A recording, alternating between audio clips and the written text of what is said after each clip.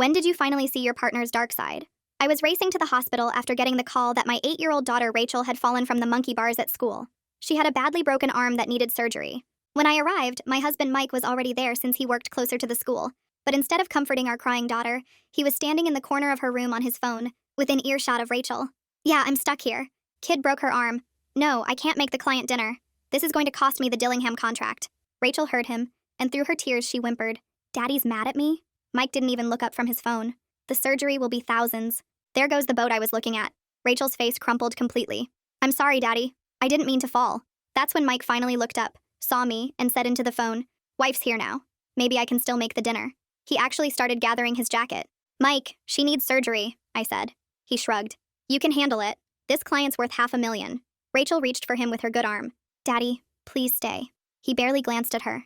Stop being dramatic, Rachel. It's just a little sore arm. Then he walked toward the exit. A nurse who'd been adjusting Rachel's IV stepped directly into his path. Sir, your daughter needs you.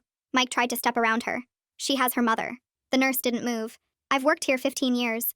I've never seen a father leave during their child's emergency. Mike's face reddened. This is none of your business.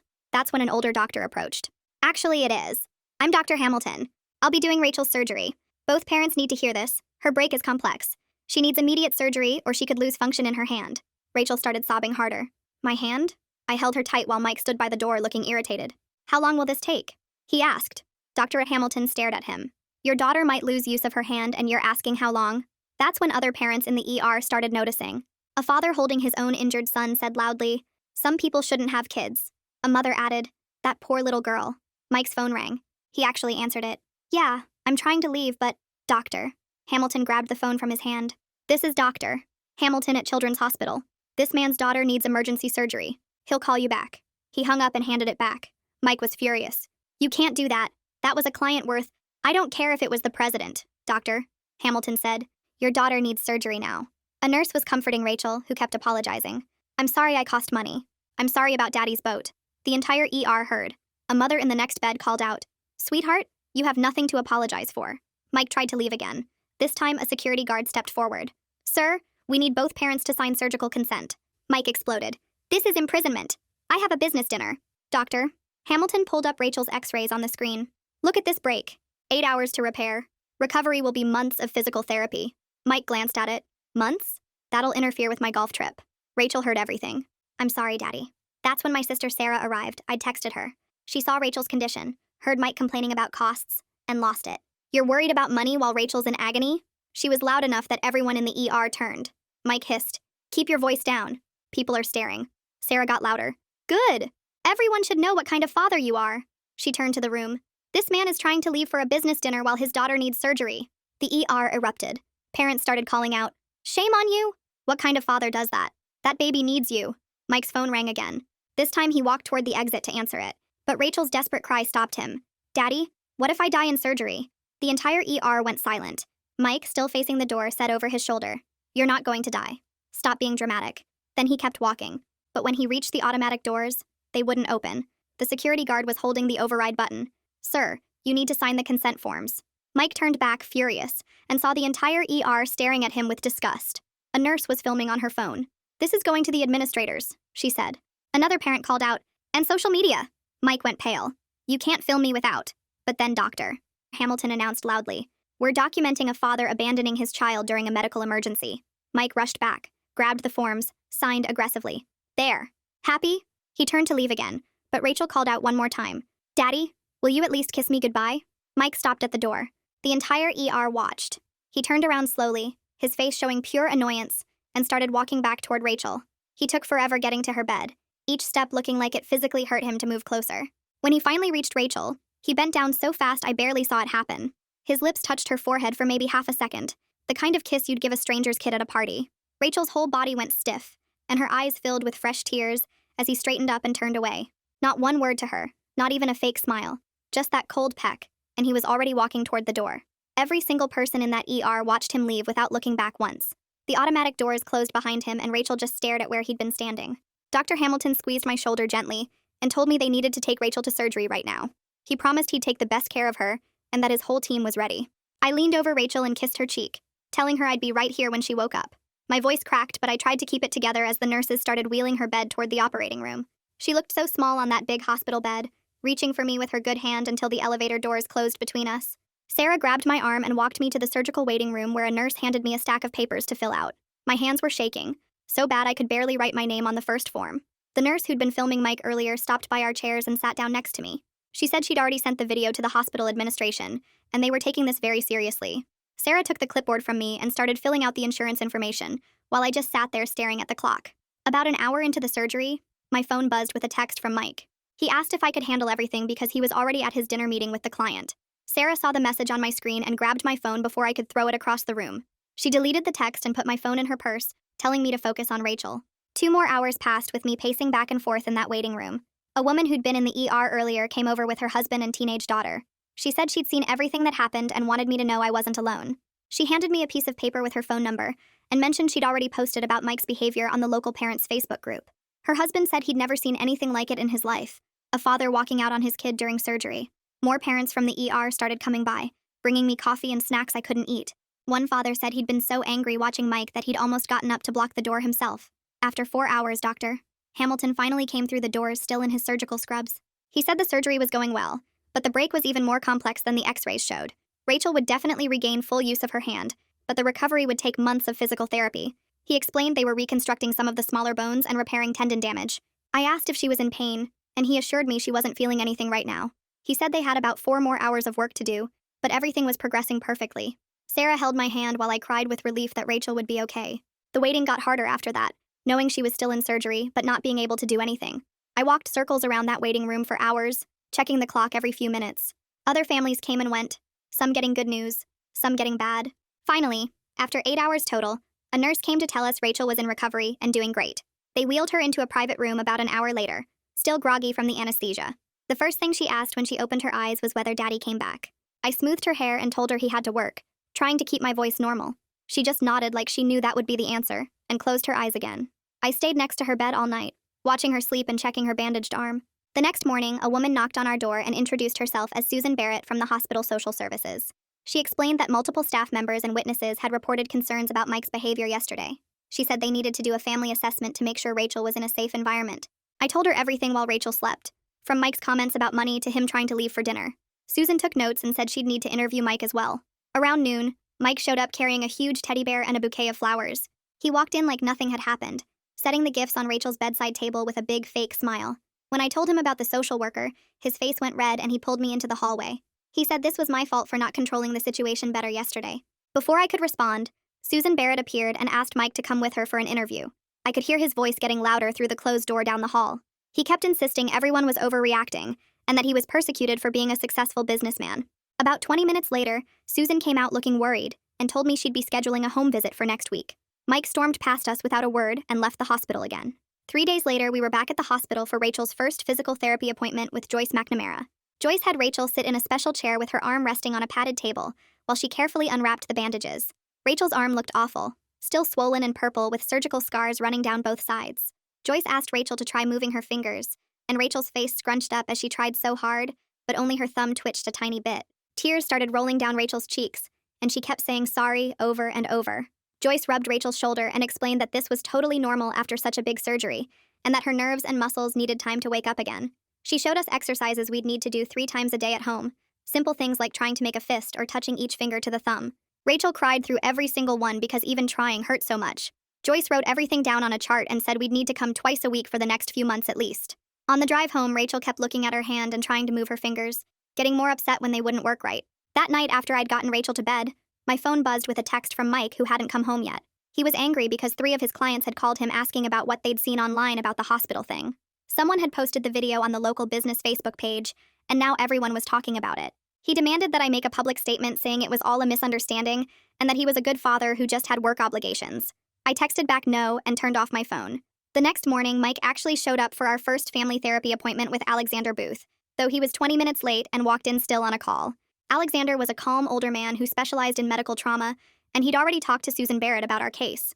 He asked Mike to put his phone away so we could talk about how to help Rachel through her recovery. Mike set his phone on the table but kept glancing at it every time it lit up with a notification. Alexander asked Mike how he thought Rachel was handling everything, and Mike shrugged and said she seemed fine to him. Rachel was sitting right there and her face just crumpled. Alexander pointed out that Rachel was clearly not fine and asked Mike to look at his daughter and really see how she was doing. Mike's phone rang and he actually reached for it. Alexander said firmly that the phone needed to be off during sessions, and Mike got mad, saying he didn't need some therapist telling him what to do. He grabbed his phone and stormed out, leaving Rachel crying and asking if Daddy hated her. Alexander spent the rest of the session just comforting Rachel and helping her understand that Daddy's behavior wasn't her fault. 2 days later, I got a call from Daniela Jimenez, the counselor at Rachel's school. She wanted to discuss Rachel coming back to class and mentioned that several parents had reached out with concerns after hearing about our situation. Some had even offered to help with rides or meals. Daniela suggested we set up a special plan for Rachel, including letting her write with her left hand and having a buddy to help carry her things. She also recommended Rachel meet with her once a week to talk about her feelings. During Rachel's second week of physical therapy, things got really bad. Joyce was trying to help Rachel bend her fingers just a little bit, and Rachel suddenly started breathing really fast and shaking. She kept saying she was sorry for costing so much money and that she didn't mean to break her arm. Joyce immediately stopped the exercises and helped Rachel calm down using breathing techniques. She pulled me aside after and said she was really worried about what Rachel had been saying and that she needed to alert Alexander Booth right away. She'd never seen a kid have a panic attack about medical costs before. Later that week, Mike's business partner Nolan Powers showed up at the hospital during one of Rachel's appointments. He pulled me into the hallway and said he was really concerned about Mike's priorities lately. Their biggest client had called asking about the video from the ER and was thinking about pulling their contract. Nolan said he'd tried talking to Mike, but Mike just kept blaming everyone else for the situation. He wanted me to know he was there if we needed anything and gave me his personal cell number. The home visit from Susan Barrett came the following Monday, and it was a disaster. She arrived right on time, but Mike refused to come out of his office, saying he had an important call. Susan knocked on his door several times, but he just yelled through it that he was busy. She documented everything in her notebook, taking pictures of Rachel's therapy schedule on the fridge and the pile of medical bills on the counter. She interviewed me for over an hour about Mike's involvement in Rachel's care, and I had to admit he hadn't been to a single therapy appointment or helped with any exercises. Before she left, Susan said she'd have to escalate her report given Mike's lack of cooperation. That night, Rachel woke up screaming about her arm not working and begged me not to tell Daddy because it might make him even madder at her. She'd been having nightmares for days but hadn't said anything.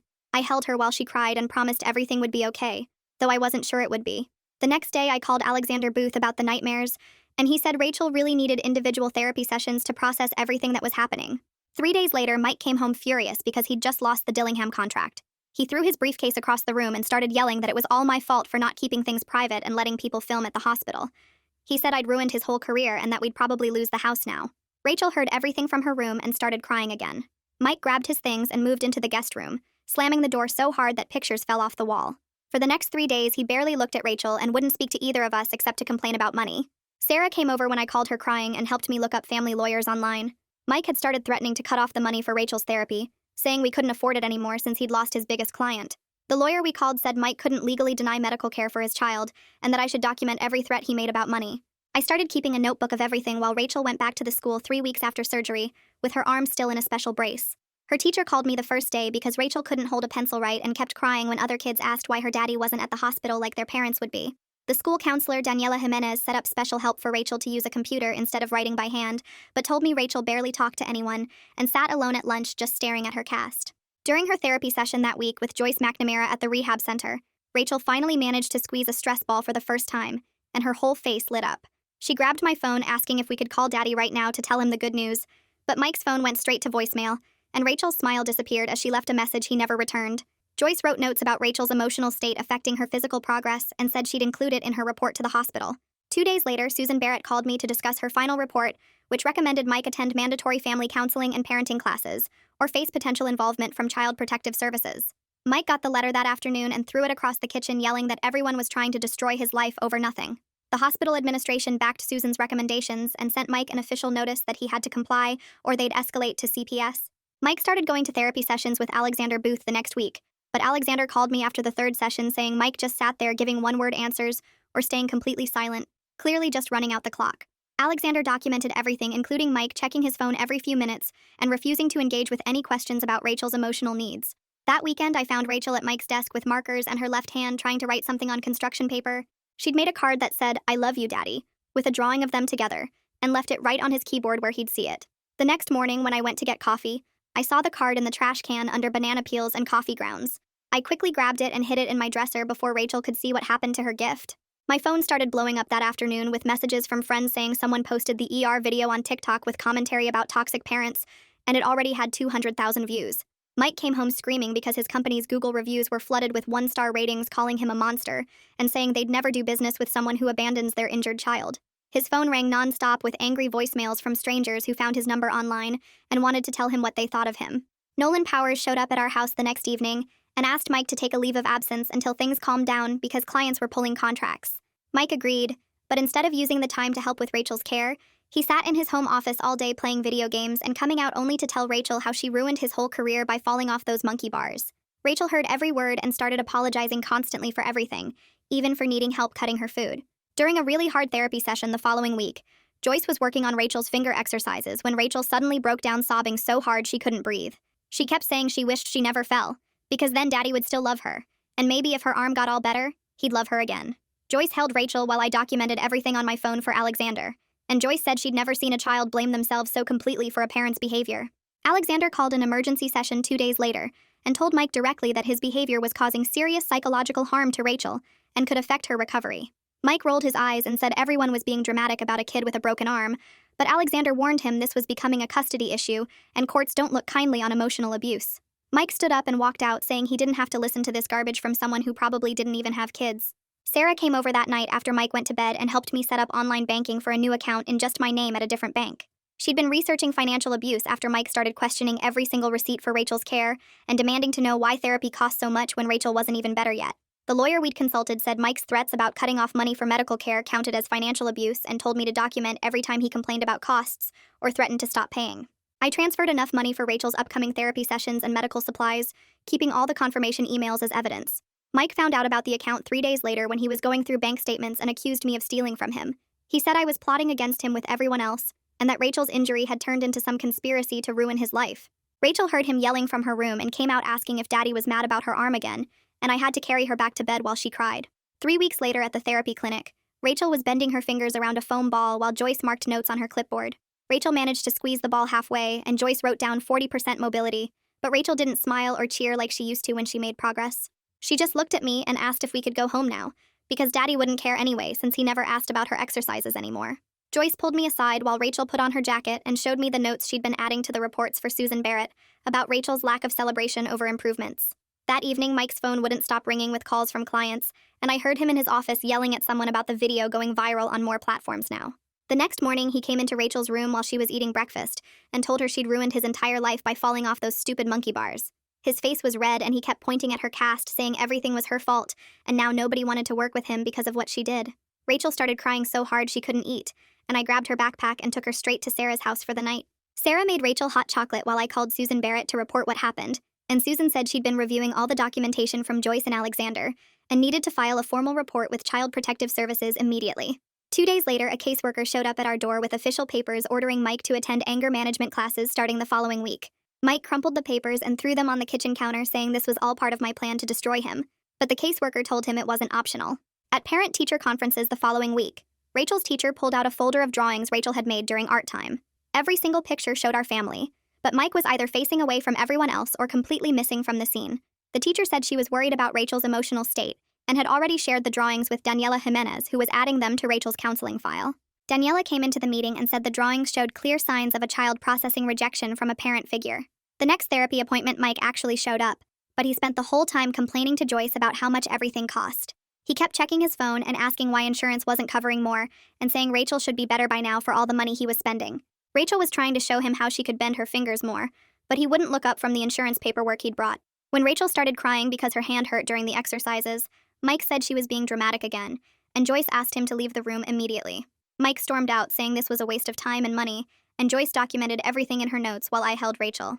That weekend, I met with the lawyer Sarah had recommended, and we went through all the documentation I'd been collecting for weeks.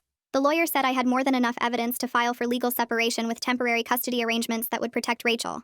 We filed the papers on Monday, and Mike was served at his office on Tuesday afternoon, which made him angrier than I'd ever seen him. He texted me a photo of the papers with the message that I'd declared war on him, and he'd make sure I regretted this. But I didn't care about his threats anymore, because Rachel needed protection from his anger and blame. At her next therapy session, Rachel's mobility had improved to 60%, and Joyce said the medical team was really optimistic about full recovery within a few months. Rachel looked at me with tears in her eyes and asked if Daddy would come back and love her again when her arm was all better. My heart broke into pieces hearing her still hoping Mike would change if she could just heal fast enough. 2 weeks later was Rachel's school play, where she had a small part as a flower in the spring production. Mike showed up, but I could smell alcohol on him from 3 rows away, and he kept stumbling over people's feet trying to find a seat.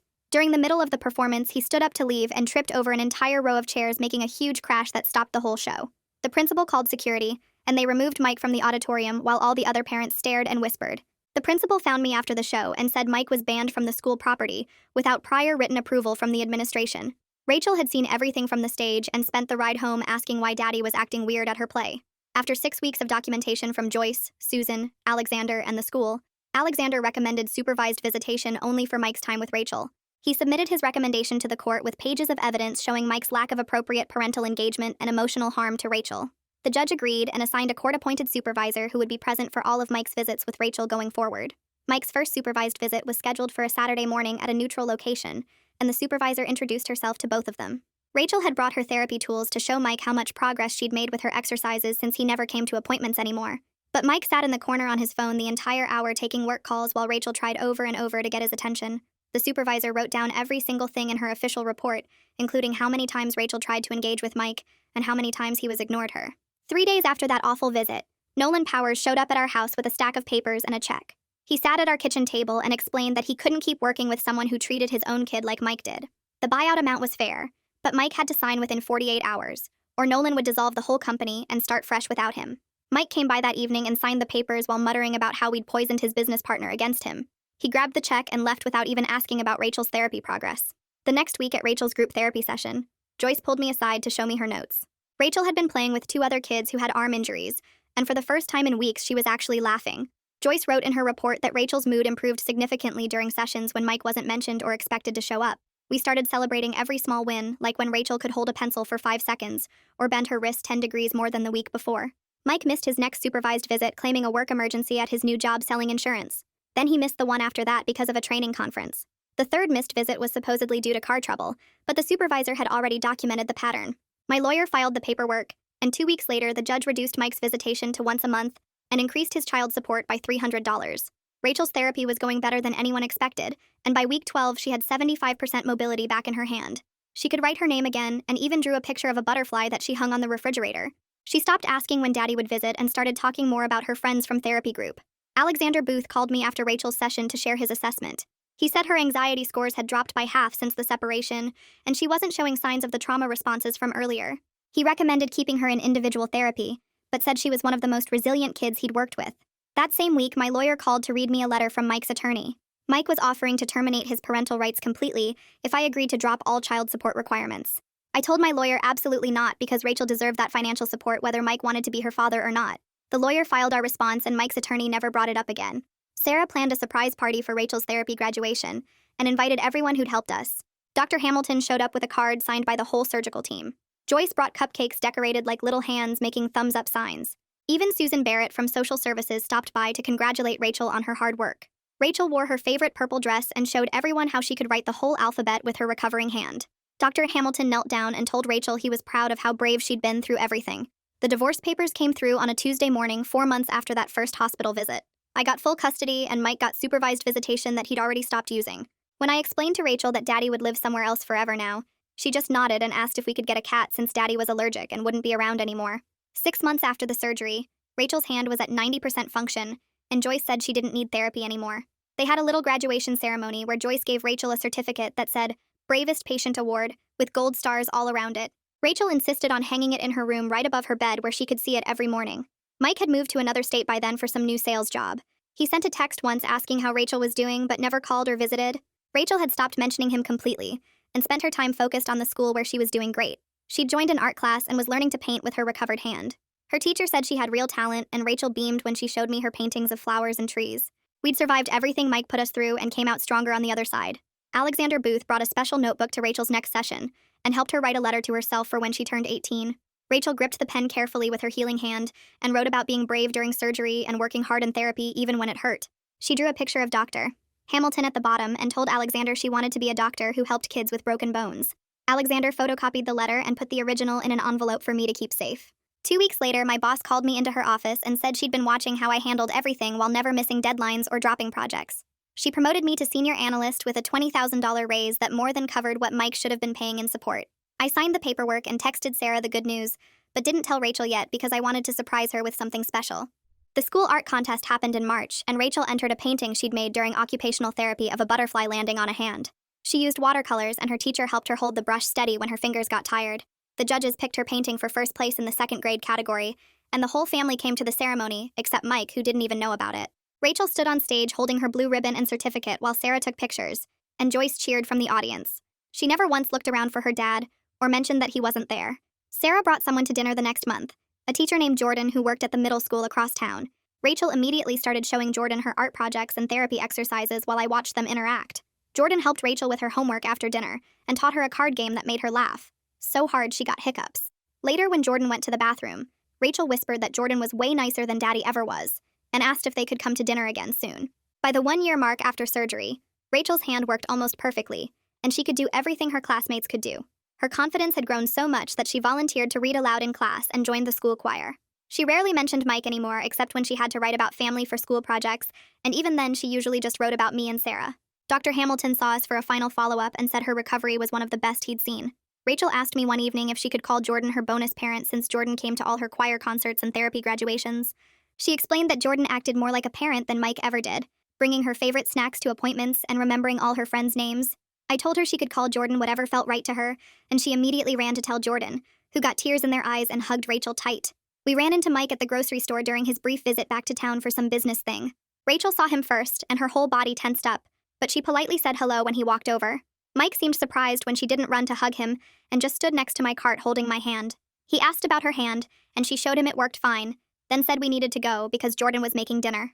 I saw the relief on her face when we walked away, and she didn't look back once.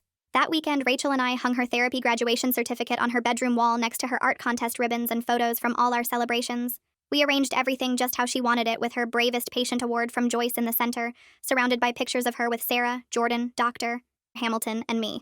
She stood back to admire our work, then hugged me tight and said she was glad we had each other. I held her close and knew we were both finally healed and genuinely happy. This whole journey we've shared really hit me on a deeper level, and I'm honestly grateful you let me be here for it with you all. If you made it to the end, drop a comment. I love reading all your comments.